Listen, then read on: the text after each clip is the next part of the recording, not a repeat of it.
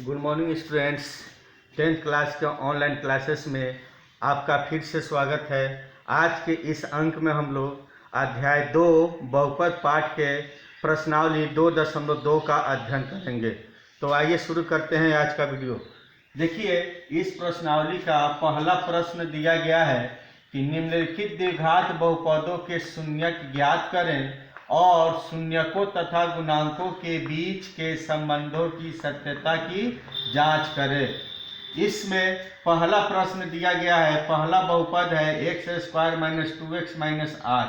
इस बहुपद का शून्य ज्ञात करना है और फिर इसके शून्यक और गुणांकों के बीच के संबंध जो है उसको सत्यापित करना है। दूसरे प्रश्न में आप देख रहे हैं 4s² - 4s + 1 है। ये भी एक द्विघात बहुपद है, इसमें भी शून्य ज्ञात करना है और शून्यक और गुणांकों के बीच के संबंध को सत्यापित करना है।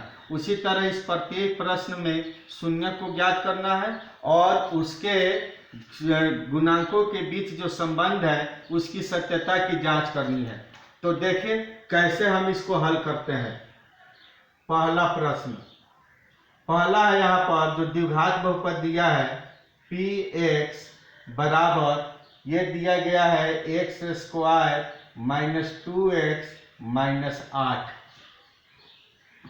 हल करने के लिए आप जानते हैं चूंकि शून्य के लिए px का मान जो होता है वह 0 होता है, इसलिए यहाँ पर जब हम px बराबर 0 लेंगे तो x² - 2x - 8 बराबर 0 हो जाएगा। इसलिए यहाँ x² - 2x - 8 बराबर 0 होगा। अब यहाँ पर हम क्या करते हैं कि ये जो बहुपद दिया गया है इसमें x² प्रथम पद है और -8 अंतिम पद है, जबकि -2x इसका मध्य पद है। इसको हल करने के लिए ये जो मध्य पद है इसको दो भागों में विभाजित कीजिए। ऐसे दो भागों में इसको विभाजित कीजिए कि उन दोनों का गुणनफल प्रथम और अंतिम पद के गुणनफल के बराबर हो जाए। तो इसके लिए आप इस प्रकार भी लिख सकते हैं, ये x² है। अब -2x को -4x + 2x भी लिख सकते हैं। -4 में से जब 2 निकलेगा तो -2 बचेगा, अर्थात -4x + 2x का मान हो जाएगा -2x और ये -8 रह जाएगा बराबर 0। तो यहाँ से हम देख रहे हैं कि प्रथम और अंतिम को गुना करते हैं तो 4 दूनी 8 और इसको गुना करते हैं तो -8x² होता है। इसका भी गुणनफल -8x² होता है।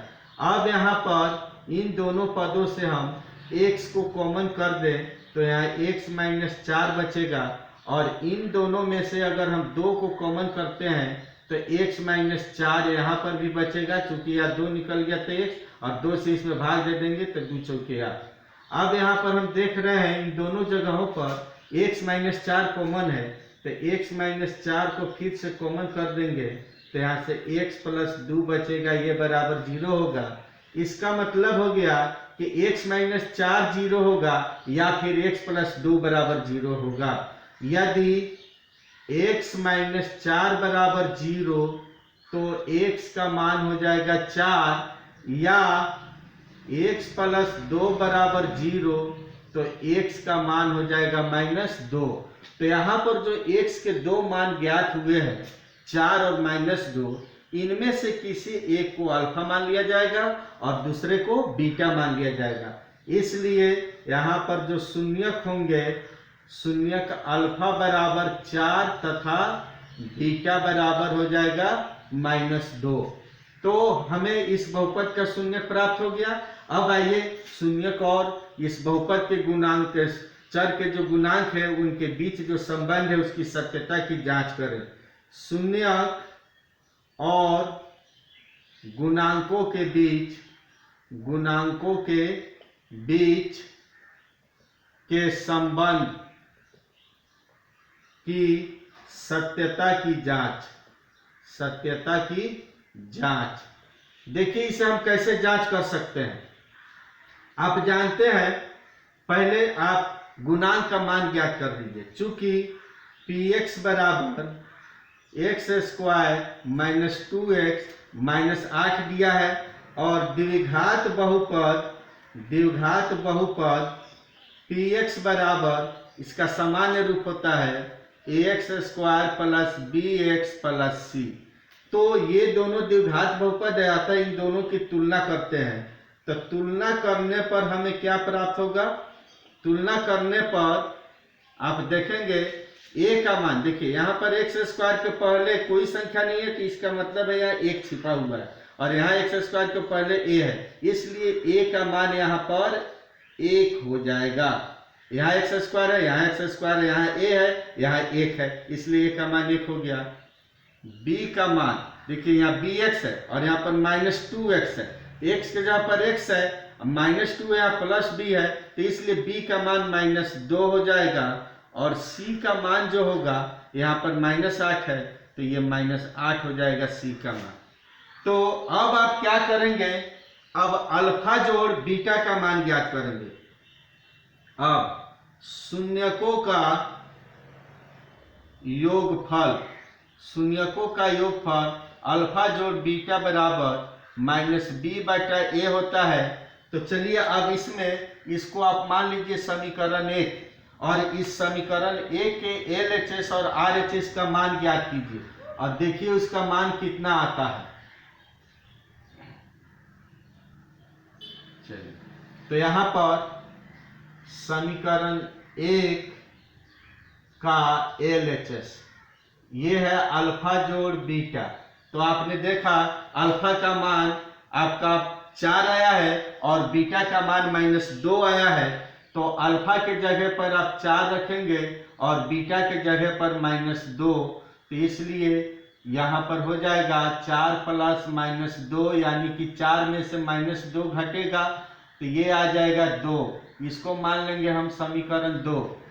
फिर समीकरण 1 का RHS, इसका RHS निकालिए और वो है -b/a। तो b का मान देखिए -2 आया है, तो b के जगह पर -2 रखेंगे और a का मान जो है 1 आया है, तो a के जगह पर 1 रखेंगे, तो ये +2 हो जाएगा 2/1। इसको मान लेंगे हम समीकरण 3। तो आप देखिए समीकरण 2 और समीकरण 3 दोनों का RHS बराबर है, यानी कि दोनों यहाँ पर 2 आया है, इसमें भी 2 आया है। इसका मतलब है कि LHS और RHS बराबर है, अर्थात समीकरण 2 तथा 3 से अल्फा जोड़ बीटा बराबर -b/a ये प्रमाणित हो जाता है। और यही आपका पहला प्रश्न था। उसी तरह से यहाँ पर दूसरा प्रश्न जो दिया गया है 4s² - 4s + 1, तो उसको देखिए हम कैसे हल करते हैं। दूसरा क्वेश्चन यहाँ पर देखिए, यहाँ पर द्विघात बहुपद यहाँ पर चर s दिया है, इसलिए यहाँ पर ps ले लेंगे और ये दिया गया है 4s² - 4s + 1। और आप जानते हैं द्विघात बहुपद px ये लिखा जाता है ax² + bx + c। इसलिए जब हम इसकी तुलना करेंगे तो यहाँ पर a का मान आ जाएगा 4, b का मान आ जाएगा -4 और c का मान आ जाएगा 1। अब चलिए हम पहले शून्य ज्ञात करें और फिर शून्य के गुणांकों के बीच के संबंध ज्ञात करेंगे। तो आप जानते हैं शून्य के लिए ps ये बराबर हो जाएगा 0, या ps के जगह पर हम 4s² लेंगे, 4s² - 4s + 1 बराबर 0 हो जाएगा। या अब उसी तरह ये बीच वाले पद को हम 2 पदों में तोड़ेंगे ताकि प्रथम और अंतिम के गुणनफल के बराबर आ जाए। तो यहाँ पर 4s² है, इसको 2s - 2s लिख सकते हैं, +1 बराबर 0। या इन दोनों में से हम अगर 2 को कॉमन कर दें 2s को, तो यहाँ से 2s - 1 बचेगा और इन दोनों में से कुछ कॉमन है तो एक कॉमन हो जाएगा, 2s माइनस 1 बचेगा, ये बराबर 0 हो जाएगा। और इस तरह से 2s माइनस 1 दोनों में से कॉमन कर देंगे तो यहाँ पर हमारा 2s माइनस 1 आएगा बराबर 0 हो जाएगा।